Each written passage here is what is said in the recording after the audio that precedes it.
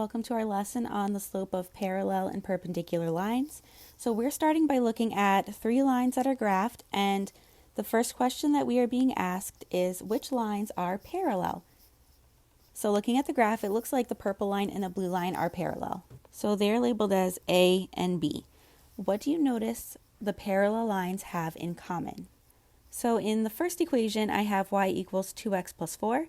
And in the second equation, I have y equals 2x minus 1. So I see that the 2 is repeating in both equations. Now that 2, if you recall from the equation of a line, is the m in y equals mx plus b, and m stands for slope. So that means that these two lines have the same slope. This is where that cheesy math joke comes in. Parallel lines have so much in common, it's a shame they'll never meet. Because remember, your parallel lines, they will go on forever in both directions, but they will never ever intersect one another. The second question is, which lines are perpendicular? So this is where we focus on the green line. The green line is perpendicular to the purple line and to the blue line. This illustrates the theorem that if you have a set of parallel lines and you introduce a third line, and if that third line is perpendicular to the first parallel line, it will also be perpendicular to the second parallel line. Now our last question here is, what do you notice about the slopes of the perpendicular lines? So we know that the slope of the parallel lines were the same. Let's see how that compares with the slope of the line that's perpendicular. So in C we have negative 1 over 2, and let's say we compare to A, which had a slope of 2.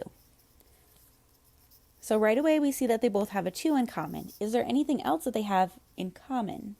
So the one thing that we don't see right away but we have to think about is that if I wanted to take my whole number 2 and represent it as a fraction, I have to put it over the number 1. So now I'm seeing that one line has a slope that's 1 over 2 and the other line has a slope that's 2 over 1. So this is a throwback to elementary school, but those are called reciprocals, when you have two fractions that have the same numbers but flipped. The other thing to notice is that the 1/2 is negative while the 2 is positive. So what we're seeing is that these perpendicular lines, their slopes have two ways in which they're opposites. They are reciprocals, and one is negative while the other one is positive. This leads us to our first theorem about the slope of parallel lines. The slopes of parallel lines are equal. So if I want to determine whether or not two lines are parallel, I'm going to look at the slopes, which will always be the number in front of the x. So in my first example, the first slope I have is 3, and the second slope I have is 3. Are they equal to each other? They absolutely are, so these lines are parallel.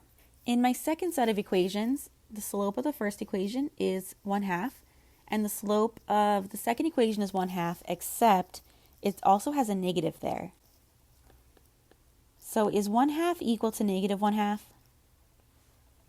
Absolutely not. So that means that these lines would not be parallel. When we're asked whether or not lines are parallel or perpendicular, there's a third option, which is neither. That they're neither parallel nor perpendicular. And what that looks like is you have lines that intersect each other, but when they do, they're not forming 90-degree angles. In example 3, we have two equations that are in standard form, and what we need to do is convert them into slope-intercept form, because we cannot tell what the slope is by looking at them right as they are. But when we convert them into slope-intercept form, we can pick out the slopes, and then we can determine if the lines are parallel. So right here is your opportunity to pause the video and practice converting these equations for yourself. If you need a refresher on how to do that, go back to the last lesson where we showed how to convert them in the equations of lines lesson.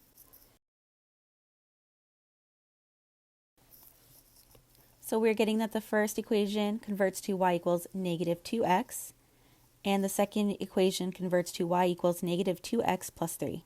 So they both have a negative 2 in front of the x, which means that they have the same slopes.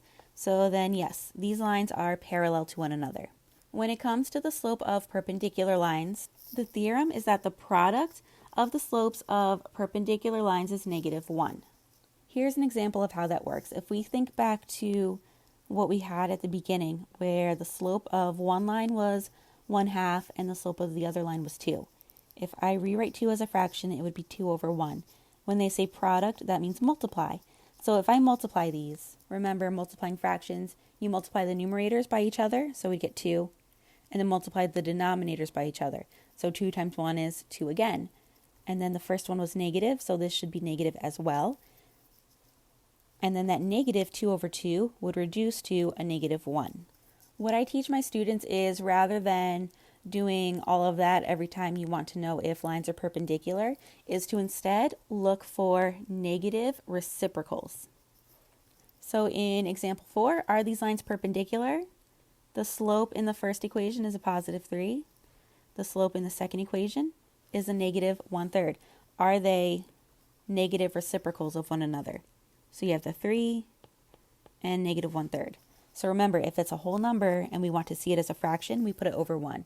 So is 3 over 1 and 1/3 reciprocals of each other? And the answer is yes. And then is one positive while the other one is negative? And again, the answer is yes. So these lines are in fact perpendicular. In example 5, I have 2/3 as the slope of the first equation and 3/2 as the slope of the second equation. Are they reciprocals of each other? Yes. Is one positive while the other one is negative? No. So that means that these lines will not be perpendicular to each other. In order for them to be perpendicular, they need to meet both criteria. If they have one and not the other, that means that these will be neither. So they're not parallel and they're not perpendicular. In our final example, we need to start by rewriting the equations again. So this would be a good opportunity for you to pause the video and practice that skill.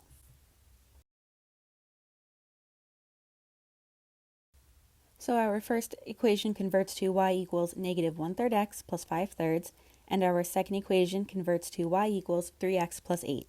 Now to determine if these lines are perpendicular, take a look at their slopes. We have negative 1/3 and positive 3. So are those numbers negative reciprocals of one another? And the answer is yes, they are, just like our fourth example.